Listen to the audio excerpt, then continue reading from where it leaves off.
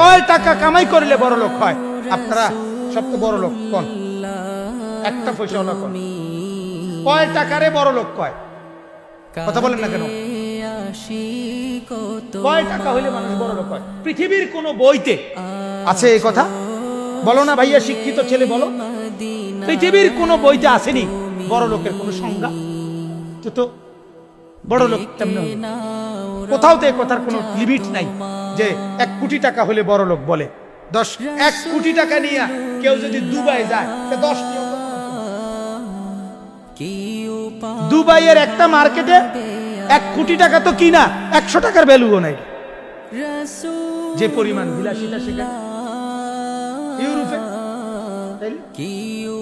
ইউরোপে গেলে তুমি যখন দেখবা 80 তলা বিল্ডিং, তো তোমার 5 তলা বিল্ডিং রে কি মনে হইব? মশার ঘর আর মাছির ঘর ছাড়া আর কিছু মনে হবে? কেউ গনার ধরে এগুলো?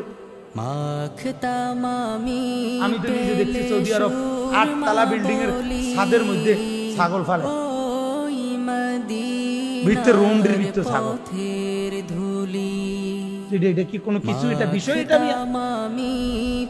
এই জন্য ভাইয়া বাপ রাগ হইয়েন না, আমি শুধু বিবেক জাগানোর জন্য বলছি, মূলত লজ্জা দেওয়ার জন্য না ভাইয়া, মূলত তোমার অনুভূতি জাগাইতেছে। তুমি তো পড়ালেখা করছো, তুমি তো 2-4 লাইন পড়ছো ভাইয়া, বিবেক আছে তোমার। তোমার বিবেক কেন বলে না যে আমি সাজলাম কি কি ডিজাইন এটা আমার জিন্দেগি কি? এটা ঘুমের কোনো টাইম নাই, ঘুম থেকে উঠার কোনো টাইম নাই, গপ মারতে আসে তো মারতে আসি, আড্ডা দিতেছি তো দিতেই আসি, চলতেছি তো চলতেই আসি, বন্ধুদের সাথে চলতেছি তো চলতেই আসি, মোবাইল টিপতেছি তো টিপতেই আসি, টেলিভিশন চাইতেছি তো চাইতেই আসি, মাইয়ার পিছনে হাঁটতে আসি তো হাঁটতেই আসি, প্রেমের আলাপ করতে আসি তো করতেই আসি। এটা কি ধরনের জিন্দেগি? জিন্দেগির একটা আগা মাথা থাকবে না? একটা উদাহরণ দেব।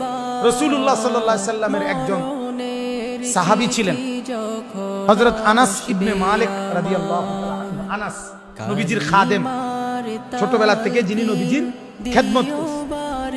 তো হযরত ওমর রাদিয়াল্লাহু তাআলা আনহু যখন খলিফা ছিলেন, নবীজির ইন্তেকালেরও বহু পরে, তখন রোম রাজত্ব মুসলমানরা বিজয় করছেন।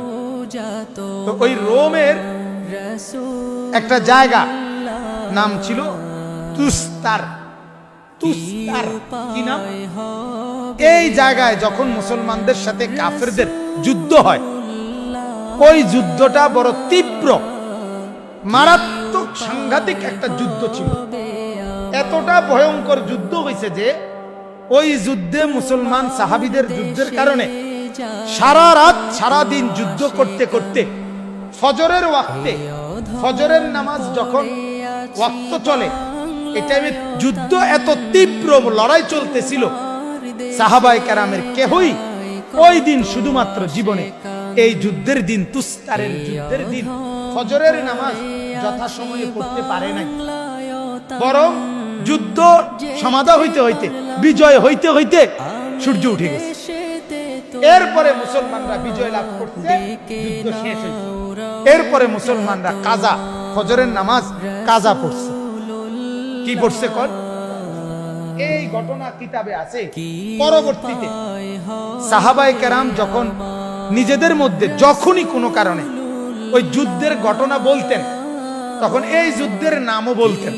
মানে ঐতিহাসিক যে বড় বড় যে কয়েকটা যুদ্ধের মতো এই ঘটনা নিয়ে যখনই আলোচনা উঠতো, মানে কথা উঠলেই, নাম এটা বাইর হইলেই নিজেদের মধ্যে, এই কিতাবে আছে ইতিহাসের, হযরত আনাস রাদিয়াল্লাহু তাআলা আনহু সাথে সাথে চিৎকার দিয়া অজরে কাঁদতে শুরু করতেন।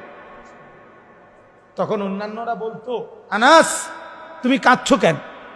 এটা তো সেই যুদ্ধ যেই যুদ্ধে আল্লাহ তাআলা তীব্র লড়াইয়ের পরে আমাদেরকে তো বিজয় দান করছে, তো এনে কান্দার কি আছে? আমরা তো এখানে হারি নাই, আমরা তো জিতছিলাম এই যুদ্ধে। এই হযরত আনাস তখন কাঁদা কাঁদা চোখের পানি ফেলে মৃত্যু পর্যন্ত বলতেন, হায় এটাই তো সেই যুদ্ধ যেই যুদ্ধ আমার ফজরের নামাজ কাজা করায় ফেলছে।